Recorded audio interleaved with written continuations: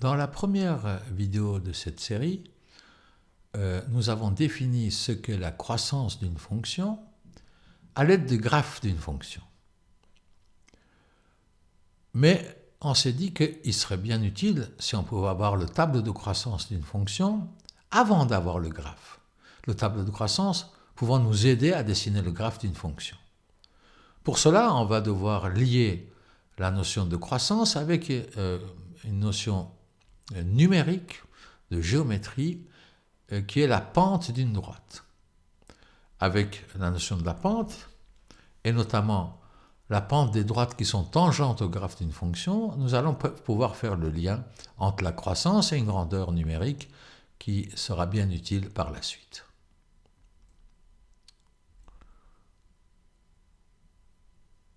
Voici une fonction, f de x égale 1 quart de x carré plus 1.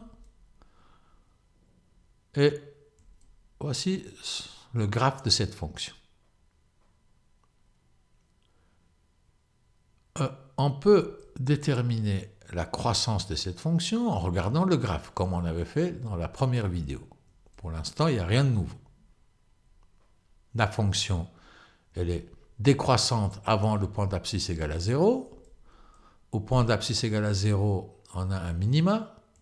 Et la fonction, elle est croissante par la suite. Ça, c'est ce qu'on avait vu et appris dans la première vidéo. Maintenant, regardez. Vous voyez cette droite, ce segment de droite qui est en haut à gauche de votre écran. C'est un segment de droite qui est tangente au graphe de notre fonction. Il ne touche un seul point. Et la pente d'une droite tangente au graphe d'une fonction dépend de l'endroit où il se trouve. Vous voyez ces droites qui sont tous tangentes au graphe de la fonction, leur pente varie en fonction de l'endroit où on se trouve. En fait, la pente varie en fonction de x. Vous voyez, ces droites que je dessine, ces droites qui sont tangentes au graphe de x avant le minima, ils ont tous des pentes qui sont négatives. Ils ont des pentes différentes, mais toutes ces pentes sont négatives. Au minima, au point où le plus bas de notre graphe, la tangente elle est horizontale. Sa pente est égale à 0. Et après ce point, toutes les autres droites ont des pentes positives. Ça veut dire une chose simple. Ça veut dire que si je pouvais, d'une certaine manière, déterminer les signes de ces droites dans un tableau, je pourrais en déduire la croissance de ma fonction. Regardez ce tableau. C'est un tableau que vous n'avez pas encore vu. Ce n'est pas le tableau de croissance. Dans ce tableau, je compare les valeurs du variable x avec les pentes de ces droites tangentes. Et vous voyez qu'avant 0, ces droites, ils sont tous descendantes, ils descendent, et donc leur pente est négative. Au point d'abscisse 0, la pente est 0, c'est une droite horizontale, et après, toutes ces autres droites, elles montent, et donc leurs pentes sont positives. Si je vous avais donné ce tableau sans même vous montrer le graphe, vous auriez pu en déduire le tableau de croissance de la fonction. Si je compare le variable x avec la pente, avant 0, la pente est négative, enfin les pentes de toutes ces droites sont négatives, donc la fonction est décroissante. Après 0, les pentes sont positives et donc la fonction est croissante. Et là où la pente est égale à 0, c'est un point, à tangente horizontale. Ça peut être un maxima, ça peut être un minima, parfois ça peut être un replat. Dans ce cas, c'est un minima. Donc une autre fonction, f de x égale moins x carré plus 3. Et cette fois-ci, je ne vais pas vous montrer le graphe de la fonction tout de suite. Je vous montre ce tableau, donc qui n'est pas le tableau de croissance, je répète. C'est un tableau où on fait les relations entre les valeurs de x et les pentes des tangentes, leurs signes. On voit qu'avant 0, les tangentes ont des pentes positives, et après 0, ils ont des pentes négatives. Et au point d'abscisse égale à 0, la pente est nulle, donc on a probablement un maxima, même très certainement. Voilà, vous voyez, je déduis de ce premier tableau le deuxième tableau, qui est le tableau de croissance. La fonction est croissante avant 0, parce que les pentes des tangentes sont positives. Elle est décroissante après 0, parce que les pentes des tangentes sont négatives. Et au point d'abscisse égale à 0, la pente est nulle, et donc nous avons un maxima. Et je peux même déterminer l'ordonnée de ce maxima, vu que je sais qu'il se trouve à un point où l'abscisse vaut 0, je remplace dans la fonction x par 0, ce qui me donne 3, donc l'ordonnée de ce maxima, il est à 3.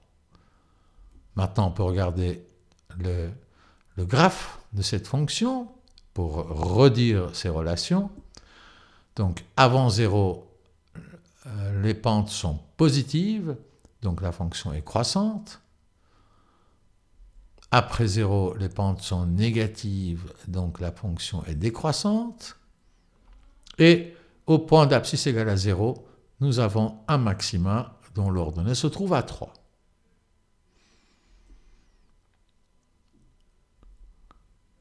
Encore une fonction, pour répéter un peu ce qu'on vient de voir, la fonction est un peu plus compliquée. Voilà le premier tableau. On voit que les pentes des tangentes sont négatives avant 0, elles sont positives après 0, entre 0 et 1. À 1, la pente de la tangente n'est pas définie. En réalité, vous allez voir, ces points où la pente n'est ni positive, ni négative, ni nulle, c'est en général des asymptotes verticales. Entre 1 et 2, la pente est positive, et après 2, la pente est négative. Donc voici le tableau de croissance que je déduis sans regarder le graphe, sans avoir le graphe sous les yeux. Là où les pentes sont négatives, la fonction est décroissante. Là où les pentes sont positives, la fonction est croissante. Là où les pentes sont nulles, nous avons des extrémas. Là, on a un minima au point d'abscisse 0 et un maxima au point d'abscisse 2. Et au point d'abscisse 1, en fait, on n'a pas un point, on a un asymptote vertical. Et voilà le graphe qui correspond à ce qu'on vient de dire. Donc vous avez vu, on a donné le tableau de croissance sans avoir le graphe sous les yeux. Mais maintenant, on va regarder, tout ça doit jouer ensemble. Vous voyez, avant 0, la pente est négative, la fonction est décroissante. Après 0, la fonction est croissante et la pente est positive. Entre 1 et 2, la pente est positive, donc la fonction est croissante, ce qui est bien le cas sur le graphe. Et après 2, la pente est négative et la fonction est décroissante. Au point d'abscisse égale à 0, on a un minima. Au point d'abscisse 2, on a un maxima.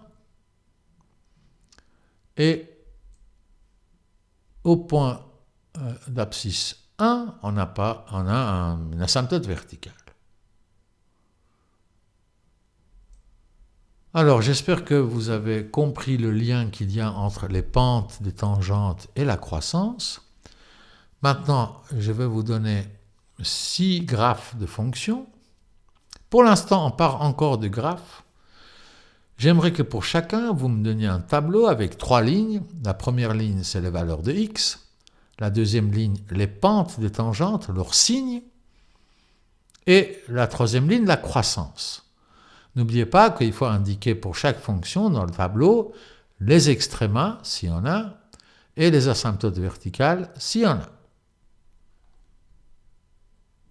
Donc, mettez maintenant sur pause la vidéo, faites vos exercices, prenez un papier, un crayon, faites les 6 tableaux pour les 6 fonctions qui sont là. Et une fois que vous avez fait, remettez la vidéo en marche et je vous donnerai les réponses pour ces 6 fonctions. Ok, on va prendre la première fonction. Voilà son graphe. On voit qu'elle est croissante avant 0, elle est décroissante après. Et on a un maxima au point d'abscisse 0. Et voici ce que j'attendais de votre part. voyez, la première ligne, c'est les valeurs de x, où on va indiquer les maxima, les minima et les asymptotes verticales. Ici, il n'y a qu'un seul maxima, au point d'abscisse 0. La fonction est croissante avant 0, donc les pentes des tangentes doivent être positives. Au point d'abscisse 0, on a un maxima, donc la pente est nulle. Et après, la fonction est décroissante, et donc la pente est négative.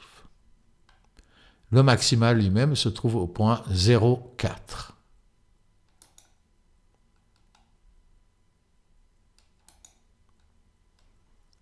Voilà la deuxième fonction.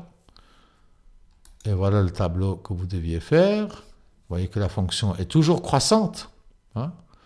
Elle est croissante avant 0. Au point d'abscisse 0, la fonction s'aplatit. Rappelez-vous, on avait vu ça dans la première vidéo. C'est un replat. Et après 0, la fonction est croissante. Et ce replat se trouve au point d'abscisse 0, 0. Troisième fonction. Voici le tableau. La fonction est décroissante avant 0. À 0, on a une asymptote verticale. Et après 0, la pente est de nouveau négative. La fonction est toujours décroissante. Ici, on n'a pas d'extrême.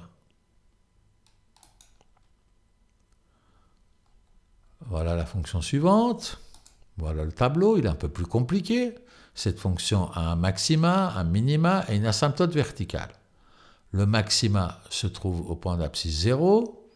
L'asymptote verticale est à 1 et le minima à 2.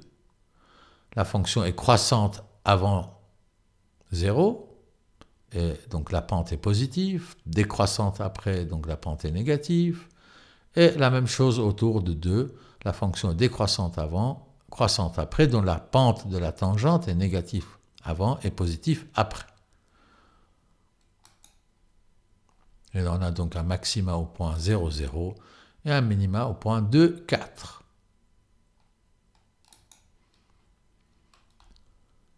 Pour cette fonction, voici le tableau. Je ne vais pas rentrer dans le détail. On a un maxima et un minima. On n'a pas d'asymptote verticale. Les maxima, c'est un moins 1 et 2. Et la fonction est croissante, décroissante et croissante. Ça veut dire que la pente de la tangente ou des droites tangentes sont positives avant moins 1.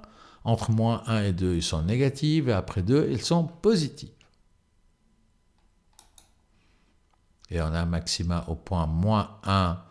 Et l'ordonnée de ce maxima, c'est à peu près 1,1. Sur ce graphe, on ne peut pas être très précis. La même chose pour le minima, qui se trouve à l'abscisse 2, et à l'ordonnée à peu près moins 3,4. Cette fonction, qui est une parabole, on dirait, est décroissante avant le point d'abscisse 2, croissante après. Les pentes des tangentes sont négatives avant 2, positives après 2. Et l'extréma, un minima, se trouve au point d'abscisse égal à 2 et d'ordonnée à peu près moins 1,5.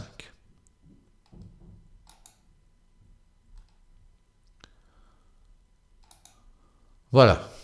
On a vu maintenant le lien qu'il peut y avoir entre les signes des pentes des droites tangentes au graphe et sa croissance. Maintenant, il reste encore à savoir comment on peut déterminer ces pentes et leurs signes, de nouveau sans utiliser le graphe. Parce que si on arrive à le faire, par un calcul, vous allez voir c'est tout à fait possible, on peut déterminer la croissance d'une fonction avant de dessiner son graphe.